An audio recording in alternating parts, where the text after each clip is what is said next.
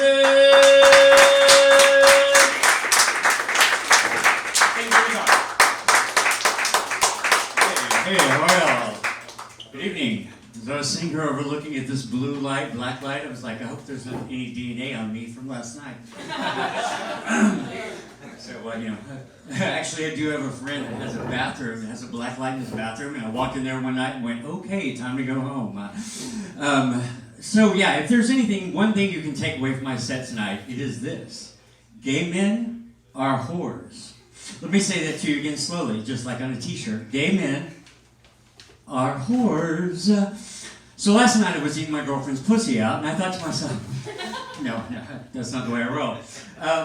Yes, so I indeed am gay. Hi. And I recently ended a 14-year relationship, and you've already met the asshole that I used to date. He's right here. This is Mark. No, actually, we share custody of a dog, so we stay on good terms with each other. And yes, his name is Mark as well. Both of us are Marks. And how narcissistic is it to date someone with your same name? Because sometimes when we be doing it, I'd be like, wow, Mark, you're amazing tonight. I wasn't always talking to him. So, I am originally from Texas, where hair is not teased, it's ridiculed. And my dad was a hairdresser back in the early 80s and early 90s in Texas and owned 3 of the largest hair salons in Texas. And he used to do all the hair for the Miss Texas pageants. And my sister was second runner-up to Miss Texas back in 1982. She got beat out by a ventriloquist. I was like, how bad must your talent have been to get beaten out by a ventriloquist? So in order to bring honor back to our family, I, at one time, was Mr. Gay Fort Worth. Hold for applause, hold for applause. Thank you. I went on to be Mr. Gay Texas. Hold for applause, hold for applause.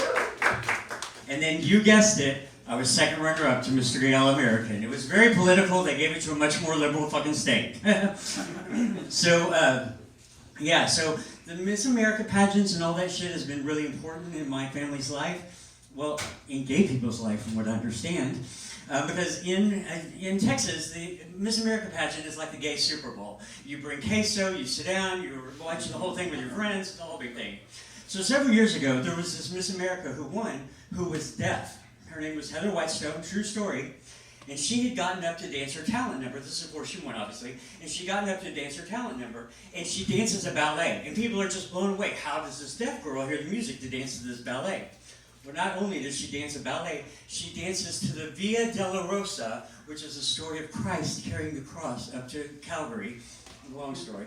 So she gets up and dances this ballet. And then the very next contestant gets up to start singing. I start laughing hysterically, and my friends are like, why? Why are you laughing? She sounds pretty good. I said, well, yeah, she does, but no one finds it a little ironic that this deaf girl just got up and did a dance, and now this chick is singing Papa, Can You Hear Me? I was like, I can only imagine what final dress rehearsal was like. She was trying to razz out the competition, going, Heather, can you hear me? And she's like, Heather, you are not Miss Congeniality me, you're a fucking cunt. So when I was in college, me and some friends had this competition to see who could find the craziest name porn. Well, one friend did pretty well with White Man Can't Hump. Another one did pretty well with Shaving Ryan's Privates. And I like to think that I actually ended up winning with a little-known porn called Pornocchio. It wasn't his nose that grew. So there were these girls riding his dick going, lie to me, lie to me, lie to me. Well, I don't know who wrote the fucking script for this thing, because he would be like, wow, your pussy's tight. That blue eyeshadow looks believable.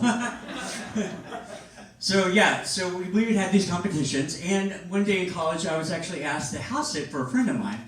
Well, obviously when you ask to house sit for a friend of yours, you want to watch their porn collection, as one does. So I'm sitting there watching his porn collection, and he's got a 5 CD disc changer changing the back. Yes, I'm that old. So he's got this 5 CD disc changer, and so I'm sitting there watching porn, and there's music playing, whatever, and then the CD changes, and I'm watching porn, and I think to myself, you should probably get up and change the CD, but obviously my hands are full, so I can't.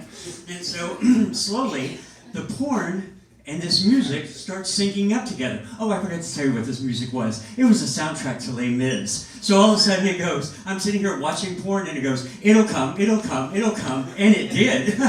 So I thought, how fun would it be to put Broadway show tunes with porn, because you've got a whole realm of things you could do. You've got Camelot, you've got and all that jizz, and you've got and another 100 people just got off the train. And for the lesbians, you got We'll Always Be Bosom Buddies. So, have y'all seen that commercial with the Charmin bears, with the cartoon bears with toilet paper? So the that answers that old question: does a bear shit in the woods? No, it shits in the bathroom and uses Charmin toilet paper. And for a while there, their tagline was Charmin for a bare bottom. So anytime I would go fuck a chubby, hairy guy, I would take a 4-pack of Charmin because it was Charmin for a bare bottom. Thank y'all very good night. Y'all have a great night. Mark Addison, take care. One more time for Mark Addison, everyone.